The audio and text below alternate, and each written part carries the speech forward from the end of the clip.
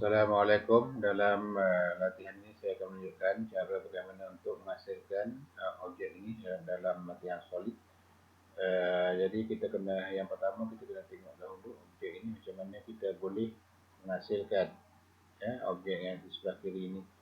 Jadi kalau kita lihat kat sini dalam solid kita boleh gunakan nanti kita boleh gunakan solid kat bahagian yang ujung ni yang kita gunakan ini di dalam kita boleh box, silinder, sphere. Untuk mendapatkan yang senang ni kita kena draw kat sini, draw modeling.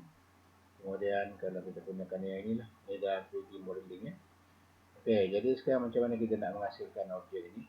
Jadi apabila kita boleh peralusi, kita boleh gunakan yang pertama kita boleh buat box ini. Kemudian kita boleh buat piramid. Kemudian buat silinder sama jaraknya 10 di sini, 10 kat sini, 10 ni jarak ni. Jadi yang ini adalah, kemudian kita boleh union, kemudian kita boleh subtract. Jadi kaedahnya adalah seperti berikut. Jadi yang pertama kita pastikan kita boleh tentukan dalam southeast isometric dahulu. Kemudian kita draw box. Kalau kita nak gunakan kat sini kita boleh draw modeling, kita boleh guna box atau kita boleh ambil kat sini je. Jadi specify corner kita letak je kat center sini. Kemudian kita gunakan length. Length, dia punya length adalah yang ini, adalah 85. Kemudian dia punya weight adalah 40, 30, 40 adalah 110. 110. Dia punya high adalah 25. Jadi high nya adalah 25. Jadi kita dapat objek ataupun kita punya yang bahagian bawah. Kemudian dengan kaedah yang sama kita boleh gunakan, kita boleh hasilkan objek menggunakan piramid. Jadi kita boleh draw modeling, kita gunakan piramid. Kita lukis kat mana saja dahulu. Kita bagikan side S. Side. Kita gunakan side, kita ambil 4 side. Kemudian specify center point di sini. Kemudian kita gunakan radius. Kalau sini 40, radiusnya adalah 20. Jadi kita dapat ke situ, dan kemudian kita gunakan top radius. Top radius kita letak dulu top radius T. Top radius adalah 7. 7. Kemudian dia punya high adalah 100. Jadi kita dapat objek berkenaan. Kemudian kita movekan objek ini ke bahagian center yang ini, menggunakan midpoint sini dengan midpoint di sini. Jadi kita move, enter, select objek ini, enter. Kemudian kita gunakan mid, tunjuk barisannya bahagian belakang, klik sebelah kiri mouse. Kemudian kita gunakan mid, enter, tunjukkan barisan ini, and klik sebelah kiri mouse. Jadi kita dapat objek yang ini. Jadi sekarang kita boleh dapatkan, kita boleh gunakan kita silinder pula untuk menghasilkan ini. Jadi jarak ini adalah 10, jarak ini pun adalah daripada kita sini adalah 10.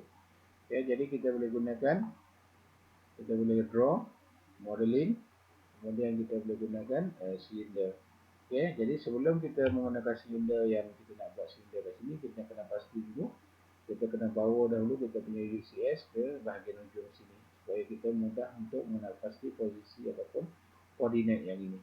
Jadi kita bawa UCS move ke endpoint dekat bahagian sini.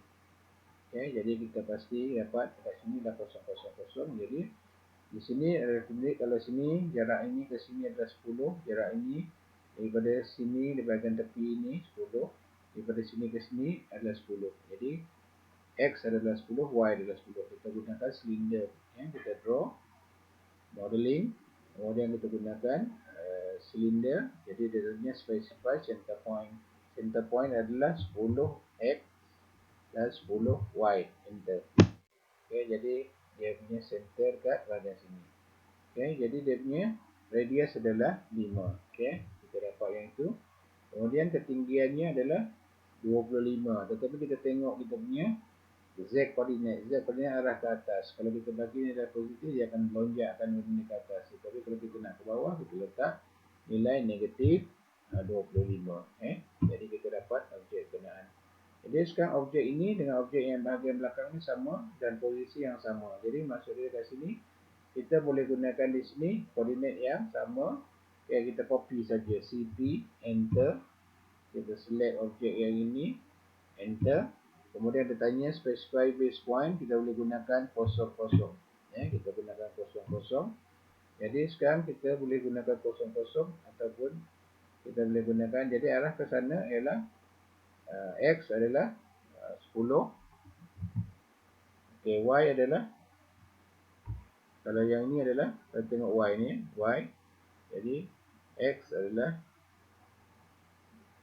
kita boleh gunakan X adalah 0, Y adalah ni 40, 30, 110. Jadi kita tentukan dia kat sana jaraknya adalah 10. Jadi maksud dia adalah 100. Jadi kita gunakan X adalah 0, Y adalah 100. Jadi kita tersilap dekat situ. Jadi kita gunakan kat sini. Kita boleh cp objek ini dahulu. Kita gunakan dekat, boleh kita gunakan dekat center point, dekat bahagian sini center point. Jadi kita nak ke arah sana. Jadi ini adalah X adalah 10, Y adalah 100.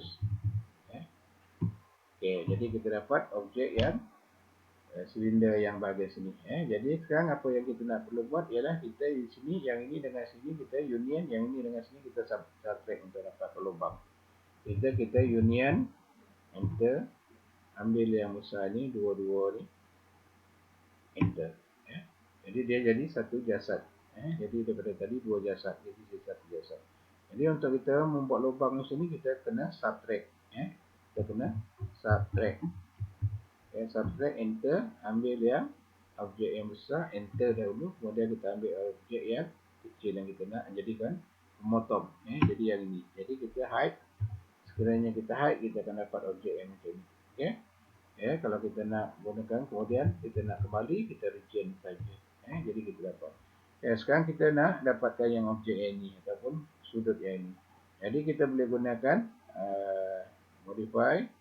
Kita boleh menggunakan hand modify dekat sini. Kita gunakan modify. Solid editing, kita gunakan chamfer edge. Chamfer edge. Kemudian kita letak distance. Distance tu jarak. Distance yang pertama adalah yang ini. Distance yang pertama adalah 40. Jadi kita ambil 40. Distance yang kedua adalah 40. Jadi kita dapat situ dan kita select edge. Tunjuk dekat edge ni. Enter. Enter sampai complete. Dengan kaedah yang sama kita gunakan yang sini juga. Kita gunakan modify. Kita gunakan solid editing, pergi kepada chamfer edge. Kita gunakan distance dengan kaedah yang sama 40 dan 40. Kita select saja enter. Jadi kita enter. Jadi kita dapat yang ini. Jadi untuk yang ini kita guna juga chamfer. Modify, solid editing, kemudian kita chamfer. Distance. Distance kita tengok sini. Distance yang pertama adalah 25 tolak dengan 15, 10. Jadi kita distance yang pertama adalah 10. Distance yang kedua adalah 40 campur 45, 85 tolak dengan 65, 20. Jadi distance kita adalah 20. Jadi kita select yang ini. Kita enter. Jadi objek yang seperti ini telah kita siapkan. Jadi sekiranya kita nak mendimensi yang ini, kita boleh gunakan balik semula UCS balik ke world. Kemudian kita bawa UCS move ke endpoint dekat bahagian sini. Kemudian ukuran-ukuran ini dalam keadaan sekarang, UCS sekarang, yang ini kita boleh buat, yang ini boleh buat, yang ini boleh buat, yang ini boleh buat, yang ini boleh buat. Jadi kita gunakan dimension linear, kita gunakan endpoint dekat bahagian sini. Kemudian kita gunakan endpoint dekat bahagian sini. Kita letak kat situ. Kemudian kita dimension, kita boleh gunakan continue. Kita ambil yang endpoint dekat bahagian sini. Jadi kemudian kita gunakan dimension linear, kita ambil yang bahagian sini, endpoint dan endpoint dekat bahagian sini. Jadi kita boleh Dimension continue lagi, kita gunakan endpoint kat sini dan endpoint dekat bahagian belakang sini. Ya, jadi kita dah ready. Jadi untuk kita mendimensi yang ini 1, 2, 3, 4, 5, 6, bawa UCS yang ada sekarang ke atas, gerakkan ke atas. Jadi kita gunakan UCS move ke endpoint yang bahagian sini. Okay. Jadi kita boleh dimensikan ke semua sekali. Dan apabila kita nak dimensi yang bahagian atas, kita bawa UCS ini tadi yang sedia ada ke bahagian sini dan kita dimensi yang ini. Okay. Jadi sekarang ni kalau kita nak apa, kita akan boleh buat, kita dimensi linear, kita gunakan endpoint dekat bahagian sini. Kemudian kita gunakan center point dekat bahagian sini. Okay, kita dapat objek yang sana. Kemudian dimension kita continue, kita pergi ke bahagian sini. Okay, jadi kita enter. Jadi sekarang kita nak dimensi yang ini, kita gunakan radius. Jadi kita boleh ambil yang ini. Okay, kita boleh bawa ke sini radius. Okay, jadi kita dapat objek yang berkenaan. Jadi kalau kita nak gunakan yang ini, kita boleh gunakan dimension linear endpoint dekat bahagian sini dan endpoint dekat bahagian sini. Jadi kita boleh bawa ke situ. Kemudian kita continue dimension, kita continue, kita ambil perpendicular dekat sini, dari sini. Jadi kita boleh, yang ini kita boleh move lah kalau kita nak move. Jadi kita yang ini kita klik saja, kita boleh move ke bahagian belakang ataupun bahagian sini. Kita boleh tarik tu. Jadi sekarang yang ini bahagian ujung, kita dimensi linear endpoint dekat bahagian sini dan endpoint dekat bahagian sini. Kita dapat objek itu. Jadi kita bawa UCS ke atas pula, UCS move ke endpoint dekat bahagian sini. Jadi kita boleh dimensi linear, kita gunakan endpoint dekat sini dan endpoint dekat bahagian sini. Dimension linear, endpoint dekat bahagian sini dan endpoint dekat bahagian sini.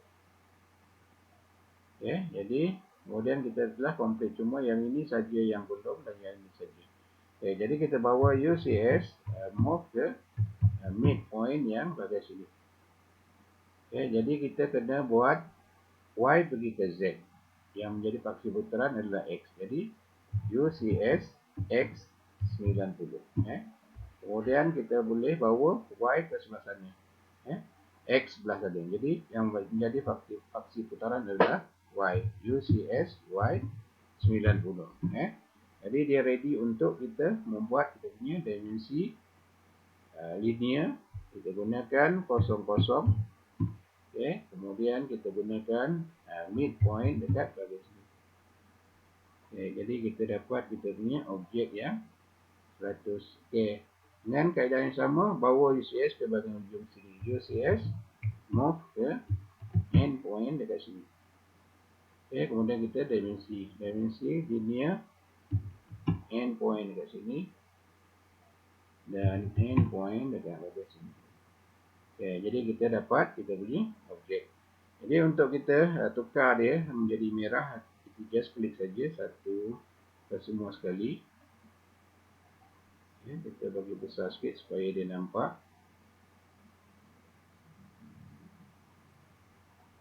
Kita klik semua dimensi. Kemudian kita pergi modify properties.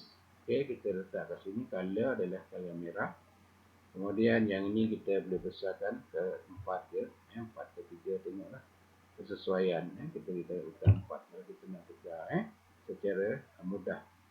Jadi yang itu, jadi kita dapat objek seperti mana yang dikehendaki di sebelah kiri dengan properties yang kita ada. Apabila kita hide, kita dapat objek yang sama seperti yang ada di sebelah sini. Jadi untuk kita akhirkan kita punya proses membuat itu, kita bawa balik UCS ke wall. Jadi Selepas tu kalau kita nak gunakan kita punya layout, kita akan buat pembelajaran yang akan datang. Itu saja.